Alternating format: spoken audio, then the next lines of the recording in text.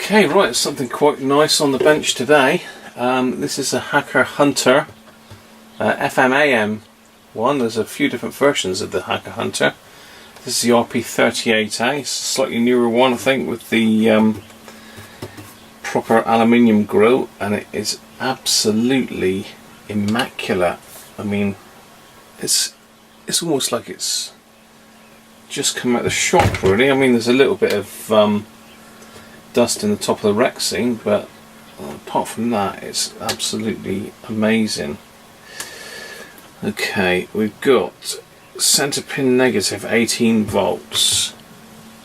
Let's have a look. Centre pin negative 18 volts. What have we got here?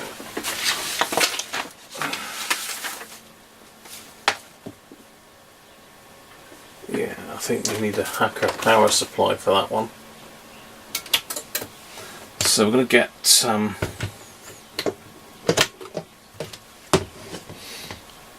couple of batteries for it, I think.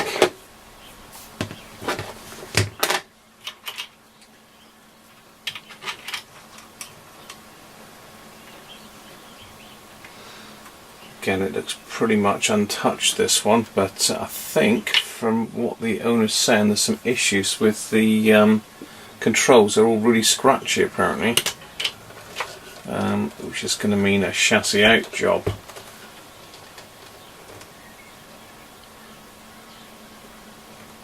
Yeah, could do with a little bit of a spruce up just to bring it back to mint. It's pretty much mint as it is. I mean, so the dial plates had a bit of a polish, so no need to touch that, which is good news because that takes me forever. Right, let's get a couple PP9s a minute. Okay, just going to put a battery in, but as is usual with these little copper battery tabs have bent.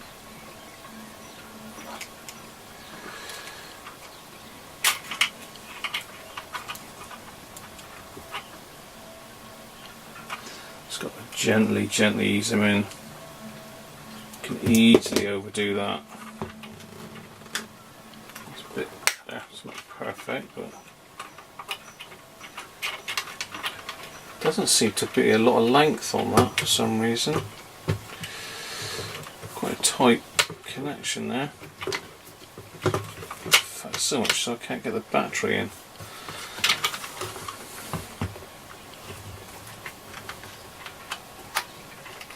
And that one again is not connecting. So I'm assuming this set's been used on a power supply.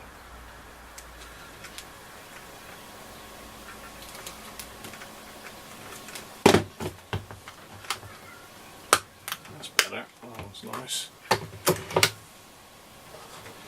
Yeah, I'm pretty sure that was supposed to sit on his side. There he is. There we are.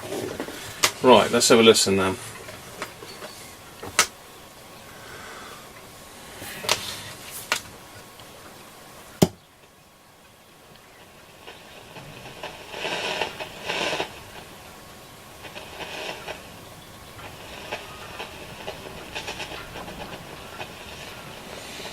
Well,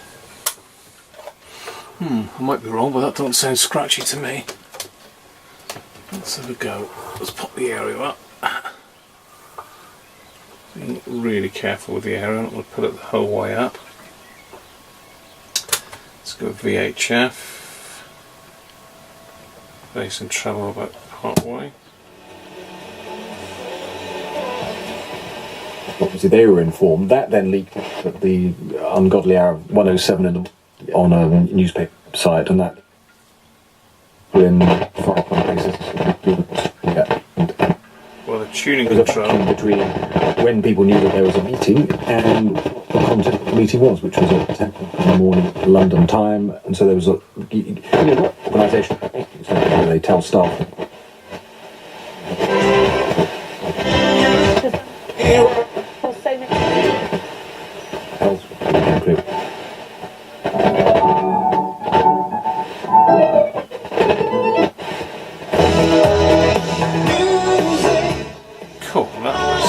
fantastic. The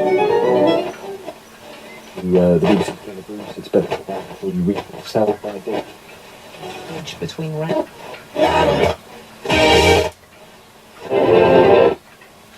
Okay.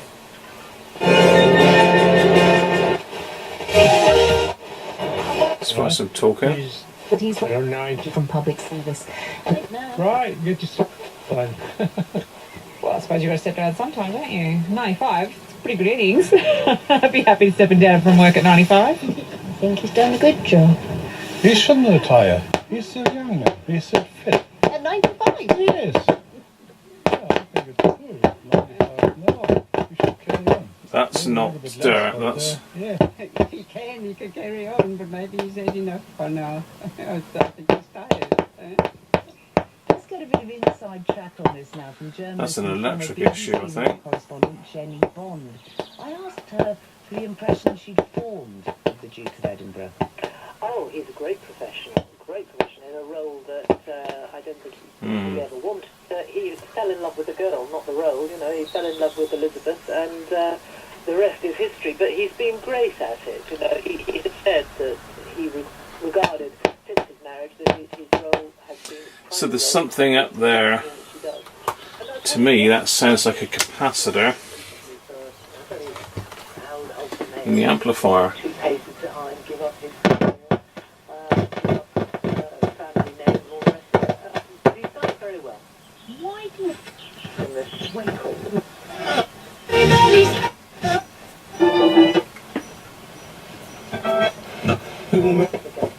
So close to the A word that it would never be considered.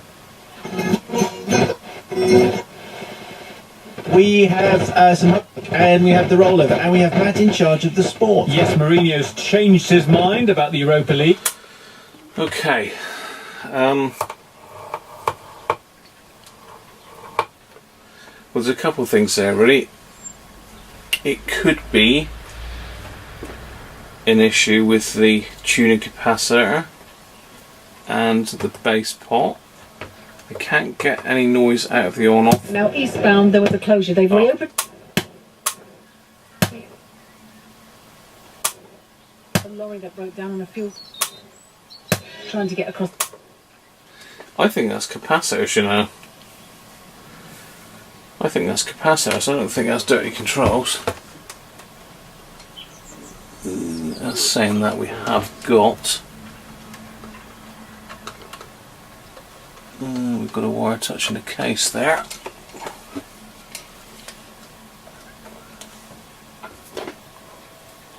Yeah, for some reason there's a wire touching the case there.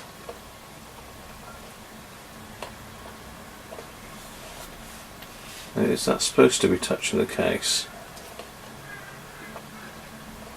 I wouldn't have thought so.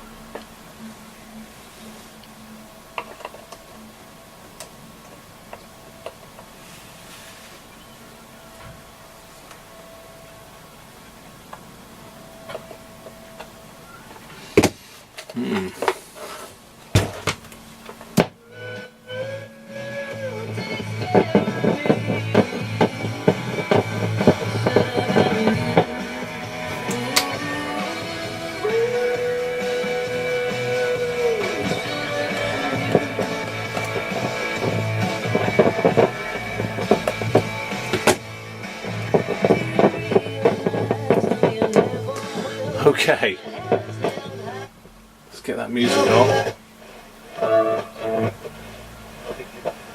Most of, you know, most people there stayed up. As you can hear, as I touch the...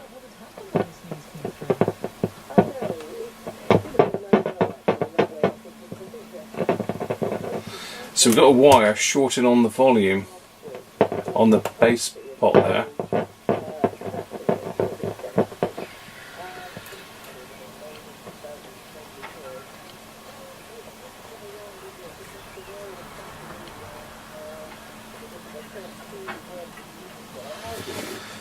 So yeah, a couple things to do there by the looks of it. It's a happy ending to it, and I'm...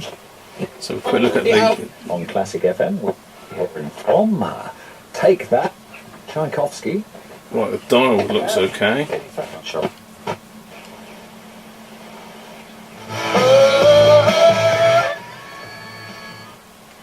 Spoke too soon. Radio 2's in the wrong place. Oh no, I've got to do the alignment again. These aren't too bad actually, these are pretty easy. So, okay, right, I've been in contact with the owner. He basically wants to try and future-proof this, so we're going to do a recap on it. There's not that many caps in it actually, so it shouldn't be too bad. What have we got here on the main board? 1, 2, 3, 4, 5, 6, 7 on the main board. Probably 2, 4, maybe 5 on the amp board, so it's not too bad actually. I thought there was more than that in it. I don't know if there's a separate tone board on this, I don't think there is. No electrolytics in the FM tuner, so right, jobs to do on this. Firstly, as I say, we've got a short here on the bass control. That's actually one of the pins is touching this panel now. I'm assuming that's not correct. Until I take it off I won't know. So we've got to get the chassis out of this one. So you have to be really, really careful with this because it is such a nice chassis. Basically these little chrome caps pop off. You've got a couple Phillips screws in there that you undo. Take the handle off and then the case will lift up and off. Yeah, the usual unplugging to do.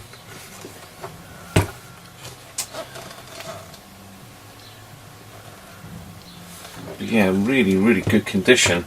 The owner did say this is a very late serial number, so this is 68036, 68,036. I should have to compare that to some of mine. I've actually just picked up a set of identical to this on eBay as well, so it'd be interesting to compare the two. Strangely, oh no, yeah, exactly the same set by the looks of it. So yeah, we've got to sort out that bass control. We've got to look at why the tuning gang is scratchy. Not sure why that is.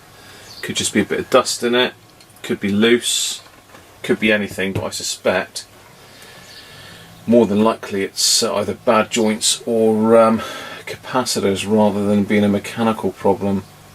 Volume doesn't sound noisy, but we'll give that a little squirt, so we'll do a bit of a service while we're at it, and hopefully we can get this one as new, although it ain't far off of as new, to be fair. Okay, right, I'm going to carry on and strip this down a minute. So say, first of all, we've got to get the little chrome caps off. Again, I've got to be really careful with these because I don't want to chip the side of the chrome caps or the radius. I need to use something fairly blunt in there. So what have I got that I can use as blunt? I don't think this will quite fit in there, will it? No, not quite. So I'm going to have to use my bluntest electrical screwdriver, which is that one. See if we can gently pry them off.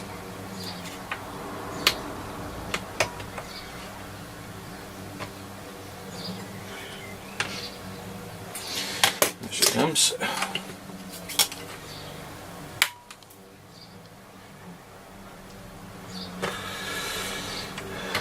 This is just a bit of plastic.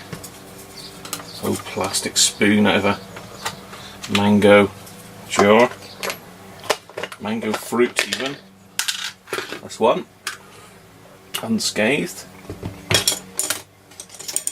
So we've got the other one.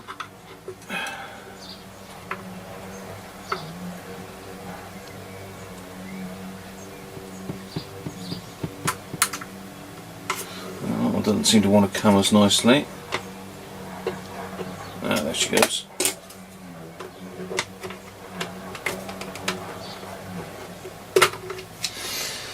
Here we are. Say 2 Phillips screws.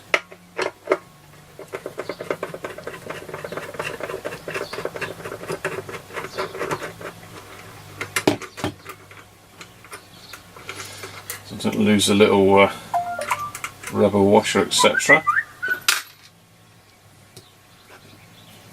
Same on the other side.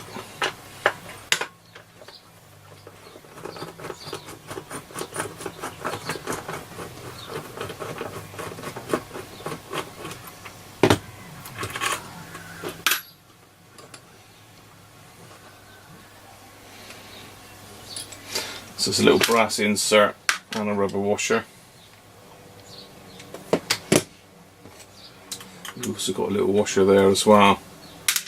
So don't leave them on because the likelihood is they'll drop off. There we go. Let's put the handle to one side with the front, with the back.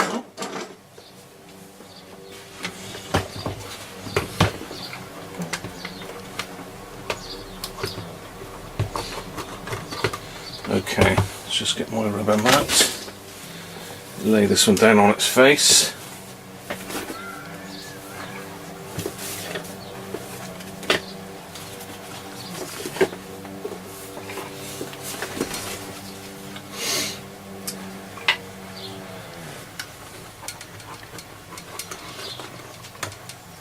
A few more disconnecting to do. There's the amplifier plug there. Again, that's worth giving a clean up. And we've got the car aerial socket wires.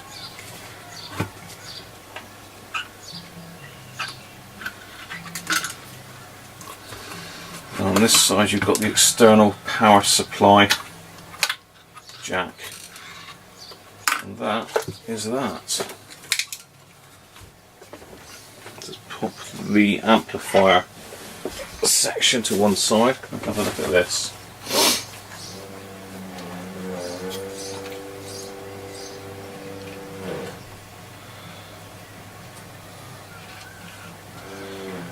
Okay, we do have one bent vein I can see on the tuning gang. Strange, it's only one. Sometimes they do actually bend those on purpose.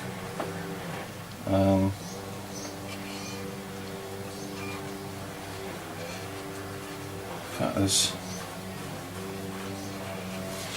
a couple that are bent there.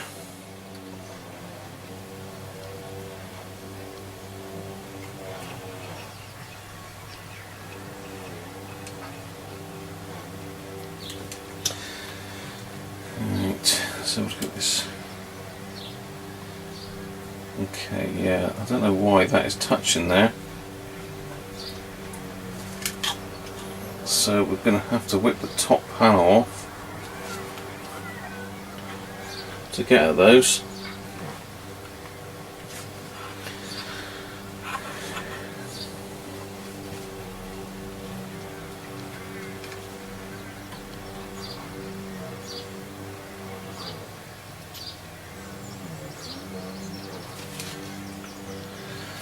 Right, so capacitors then, looks like we've got some 6.8s, some 2.2s, a 220,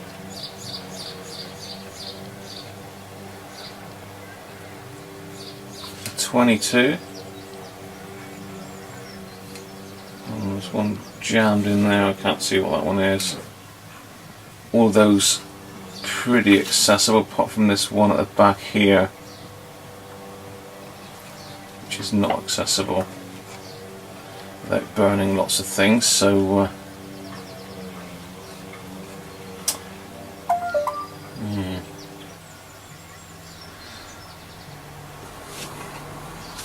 well, the piece that I'm on about that's shorting, let me just see if I can get you in on this.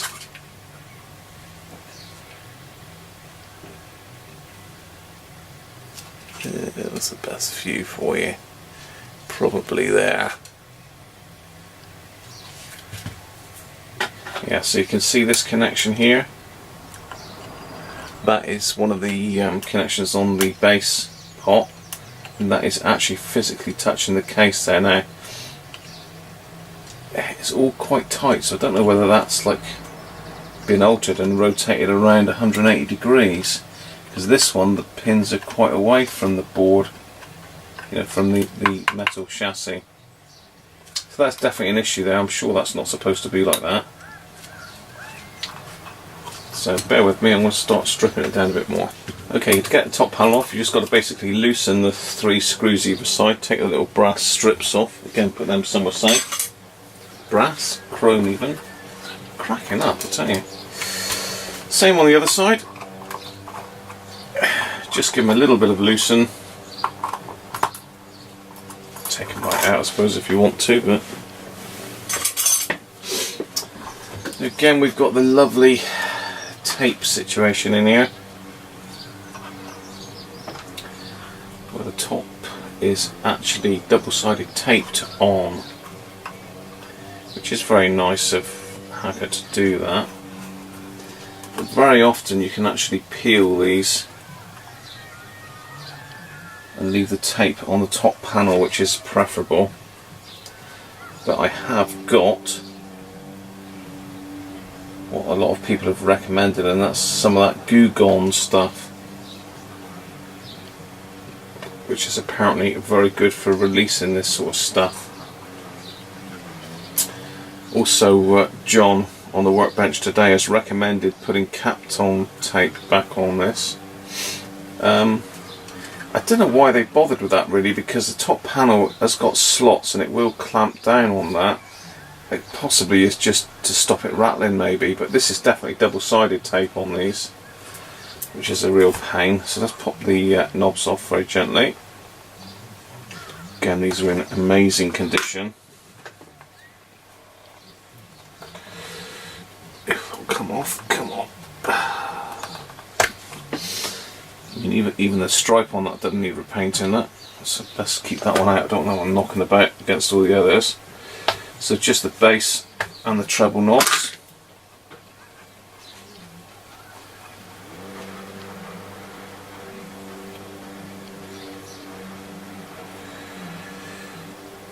Actually, I think we're going to be okay on this one.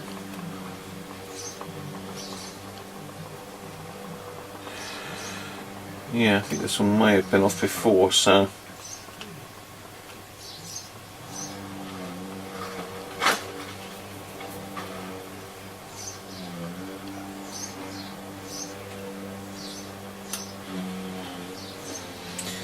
yeah, that's the top loose. Let's flip it over.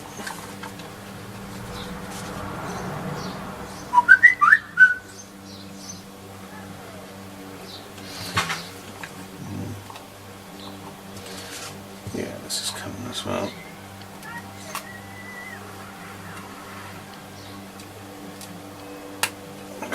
There we go.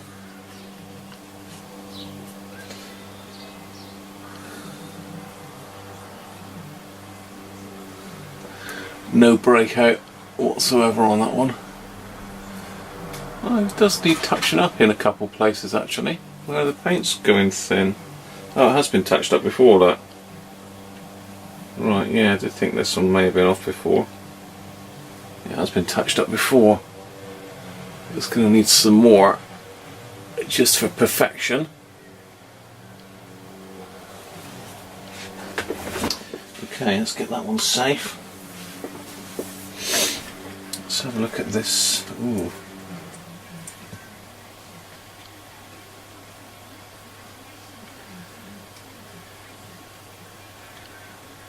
Yes. There's definitely 180 degrees out the base control, which is this one.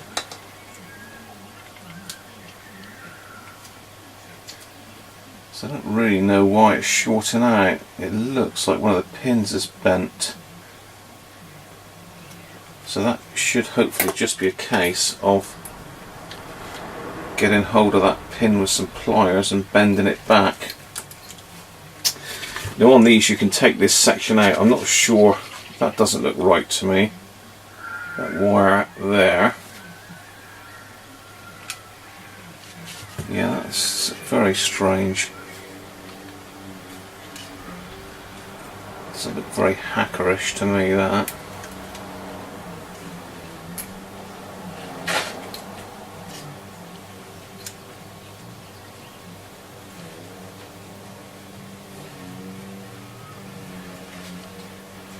trying to see where the other side of it goes.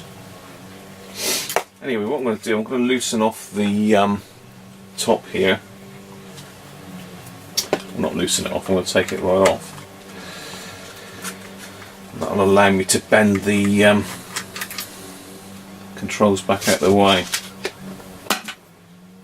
Bend the terminals back out the way even.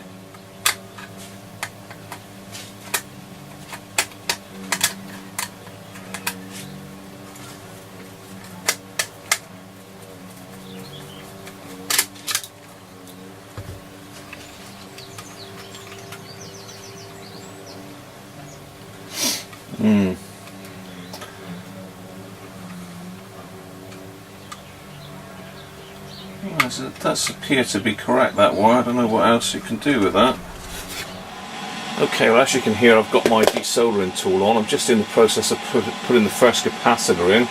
Particularly difficult one to get at, this one, because he's right in underneath here. But I've taken the plastic like case fastener, pushed all these wires back, moved the ferrite out of the way, and taken the screws out. And that's given me enough room to get in there to take it out. So yeah, a bit tricky, but not impossible. So the other thing I've done, I have sorted out that problem with the base control. In the end, I had to actually desolder it and solder it again to make it right, because I think the solder was what was pushing it against the casing, really. So that's done. Bit more faffing about, but it's sorted anyway. I've also lubricated all the switches on there and all the pulleys I've done, and I've also adjusted the vanes on the tuning gang there to hopefully stop it binding. So I'm going to crack on. I'm going to get all these caps done and join me again in a minute. So you don't see me do every single one. Okay, well, the recap is finished. Just putting this switch bank back in, screwing everything back together.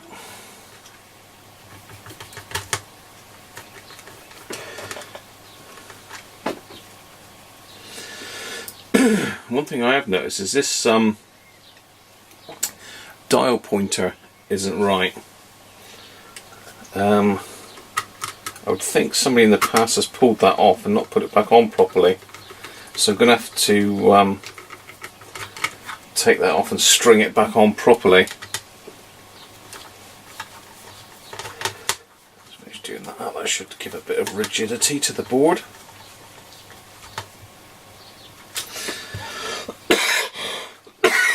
Oh, excuse me. Yeah, so I come in a little bit closer on that. Basically, that is round the wrong way. That's got to wrap in around that top piece and back through there. So gotta love messing with pointers and dial cords.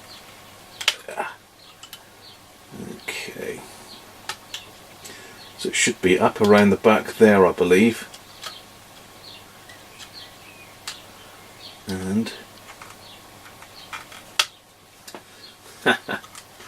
typical. It should be hooked in around there.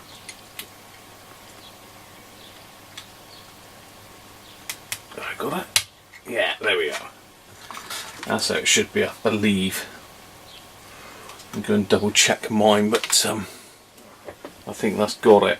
Okay, we'll just double check mine, and that is actually how it should be. So basically the dial cord has got to go behind this piece here, and that's much better now. That's been held a lot more sturdy. I'm just going to make sure now that when I wind it,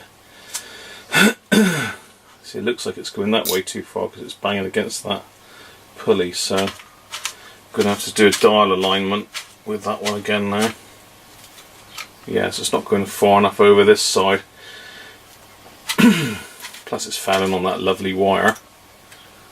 I really don't like the way that Hacker have done that. It's not good. Anyway, onwards with it. I've got to get the amplifier next and get the amplifier recapped, then we can start getting it back together and testing it out.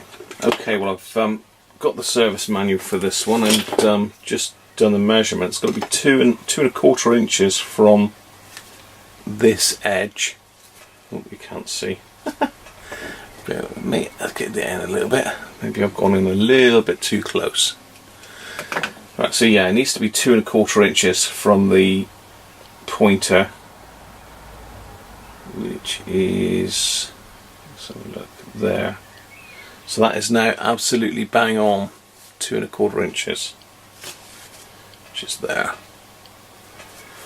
So that should, in theory, be right all the way across the scale now. So that's another job done. So this one I can put aside now and get the amplifier board up.